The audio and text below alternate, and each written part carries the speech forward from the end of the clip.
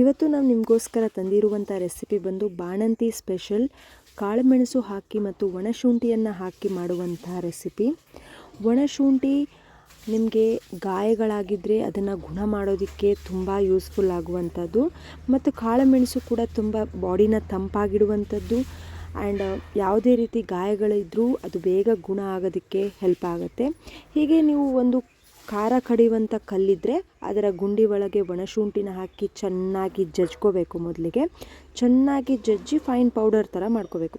ಇದಕ್ಕೆ ಬಳಸುವಂಥ ಬೆಲ್ಲ ಬಂದು ನಿಮಗೆ ಓಲೆ ಬೆಲ್ಲ ಅಂತ ಕರೀತಾರೆ. ಈ ಬೆಲ್ಲ ಕೂಡ ಆರೋಗ್ಯಕ್ಕೆ ತುಂಬ ಒಳ್ಳೆಯದಾಗುವಂಥ ಬೆಲ್ಲ. ಆ್ಯಂಡ್ ಒಣಶುಂಠಿನ ಈ ಥರ ಫೈನ್ ಪೌಡರ್ ಮಾಡ್ಕೊಂಡ್ಮೇಲೆ ಈ ಥರ ಜರಡಿ ಹಿಡ್ಕೋಬೇಕು. ಚೆನ್ನಾಗಿ ಜರಡಿ ಹಿಡಿದಾಗ ಫೈನ್ ಪೌಡರ್ ನಿಮಗೆ ಸಿಗುತ್ತೆ. ಆ ಪೌಡರ್ನ ಯೂಸ್ ಮಾಡ್ಕೊಳ್ಳುವಂಥದ್ದು. ನಮ್ಮ ಅಜ್ಜಿ ಇದನ್ನು ಚೆನ್ನಾಗಿ ಕುಟ್ಟಿ ಪುಡಿ ಮಾಡಿ ಈ ಥರ ಜರಡಿನ ಹಿಡ್ಕೋತಾ ಇದ್ದಾರೆ. ಜರಡಿ ಹಿಡ್ಕೊಂಡಾದಮೇಲೆ ಹೀಗೆ ಚೆನ್ನಾಗಿ ಜರಡಿ ಹಿಡ್ಕೋತಾನೇ ಇರಬೇಕು. ಅದು ಫೈನ್ ಪೌಡರ್ ಸಿಗೋ ತನಕ ಜರಡಿ ಹಿಡ್ಕೋಬೇಕು. ಇದೇ ಥರ ಜರಡಿ ಹಿಡ್ಕೊಂಡು ಈ ಥರ ಪೌಡರ್ ಆಗುತ್ತೆ. ಅದರ ತುಂಬು ಏನಿದೆ ಅದೆಲ್ಲ ಸಪ್ರೇಟ್ ಮಾಡಿ ಈ ಥರ ಫೈನ್ ಪೌಡರ್ನ ಉಪಯೋಗ ಮಾಡ್ಕೊಳ್ಬೇಕು. ಆ್ಯಂಡ್ ಅದಾದಮೇಲೆ ನಿಮಗೆ ಕಾಳುಮೆಣಸು ಎಲ್ಲರಿಗೂ ಗೊತ್ತೇ ಇರುತ್ತೆ, ಆರೋಗ್ಯಕ್ಕೆ ತುಂಬ ಒಳ್ಳೆಯದು. ಇದು ನಿಮಗೆ ತಂಪಾಗಿಡುತ್ತೆ ನಿಮ್ಮ ಬಾಡಿಯನ್ನು.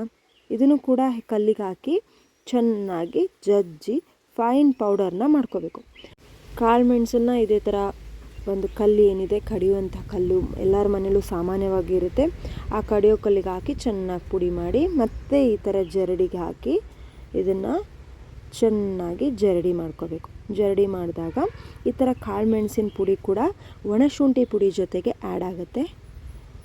ಚೆನ್ನಾಗಿ ಜರಡಿ ಮಾಡಿಕೊಂಡಾಗ ಏನಾಗುತ್ತೆ, ಅದರ ತುಂಬುಗಳೆಲ್ಲ ಏನಿರುತ್ತೆ, ಕಸ ಕಡ್ಡಿ ಏನೇ ಇದ್ರೂ ಅವೆಲ್ಲ ಜರಡಿ ಮೇಲೆ ಉಳಿಯುತ್ತೆ. ಅದಾದಮೇಲೆ ಓಲೆ ಬೆಲ್ಲನ ಬಳಸ್ಕೊಂಡು ಈ ಥರ ನೀವು ಪುಡಿ ಮಾಡಿ ಈ ಕಲ್ಲಿಗೆ ಆ್ಯಡ್ ಮಾಡ್ಕೋಬೇಕು.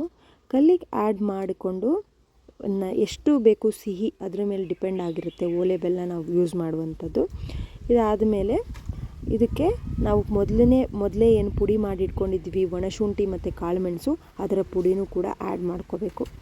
ಅದಾದಮೇಲೆ ಪುಡಿನ ಆ್ಯಡ್ ಮಾಡ್ಕೊಂಡ್ಮೇಲೆ ಮತ್ತು ಆ ಪುಡಿ ಮತ್ತು ಬೆಲ್ಲ ಎರಡು ಮಿಕ್ಸ್ ಆಗೋ ಥರ ಚೆನ್ನಾಗಿ ಈ ಥರ ಕುಟ್ಟಿ ಚೆನ್ನಾಗಿ ಮಿಕ್ಸ್ ಆಗಬೇಕು. ಬೆಲ್ಲನೂ ಚೆನ್ನಾಗಿ ಪುಡಿ ಆಗಬೇಕು.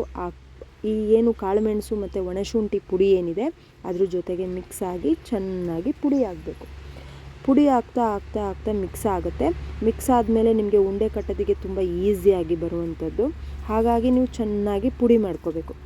ಪುಡಿ ಮಾಡ್ಕೊಳ್ತಾ ಮಿಕ್ಸ್ ಮಾಡಿಕೊಂಡು ನಂತರ ಚೆನ್ನಾಗಿ ಪುಡಿ ಮಾಡ್ಕೊಳ್ತಾ ಬರಬೇಕು. ಅದೇನಿದೆ ಗಂಟು ಯಾವುದು ಸಿಕ್ಕಬಾರ್ದು ಬಾಯಿಗೆ. ಫೈನ್ ಪೌಡರ್ ಈ ಥರ ಪೌಡರ್ ಆಗಬೇಕು. ಇದ್ರ ಜೊತೆಗೆ ನೀವು ಸ್ವಲ್ಪ ತುಪ್ಪವನ್ನು ಬೆರೆಸ್ಕೊಂಡು ಉಂಡೆ ಕಟ್ಟೋದಕ್ಕೂ ಕೂಡ ಈಸಿ ಆಗುತ್ತೆ. ಆ್ಯಂಡ್ ತಿನ್ನೋದಕ್ಕೂ ತುಂಬ ರುಚಿಯಾಗಿರುತ್ತೆ. ಆದ್ದರಿಂದ 1 ಟೇಬಲ್ ಸ್ಪೂನಷ್ಟು ಏನು ತುಪ್ಪ ಇರುತ್ತೆ ಅದನ್ನು ಬರೆಸ್ಕೊಂಡು ಈ ಥರ ಉಂಡೆ ಕಟ್ಟಬೇಕು. ಚೆನ್ನಾಗಿ ಮಿಕ್ಸ್ ಮಾಡಿ ಉಂಡೆನ ಕಟ್ಕೋಬೇಕು.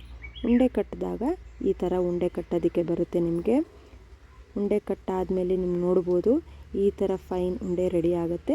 ಇದನ್ನು ಡೈಲಿ ಮಾರ್ನಿಂಗು ಏನು ಬ್ರಷ್ ಮಾಡಾದ ತಕ್ಷಣ ಬಾಣಂತಿಯರಿಗೆ ಕೊಟ್ಟರೆ ಗಾಯಗಳೆಲ್ಲ ಹೊಟ್ಟೆಯಲ್ಲಾಗಿರೋ ಗಾಯಗಳಾಗಿರ್ಬೋದು ಅಥವಾ ಹೊರಗಡೆಯಿಂದ ಆಗಿರುವಂಥ ಗಾಯಗಳಾಗಿರ್ಬೋದು ಇವೆಲ್ಲ ಬೇಗ ಗುಣ ಆಗುತ್ತೆ. ಆ್ಯಂಡ್ ತುಂಬ ಯೂಸ್ಫುಲ್ ಆಗುವಂತಹ ರೆಸಿಪಿ ಇದು, ಬಾಣಂತಿಯರ ಸ್ಪೆಷಲ್. ನೀವು ಟ್ರೈ ಮಾಡಿ ನೋಡಿ.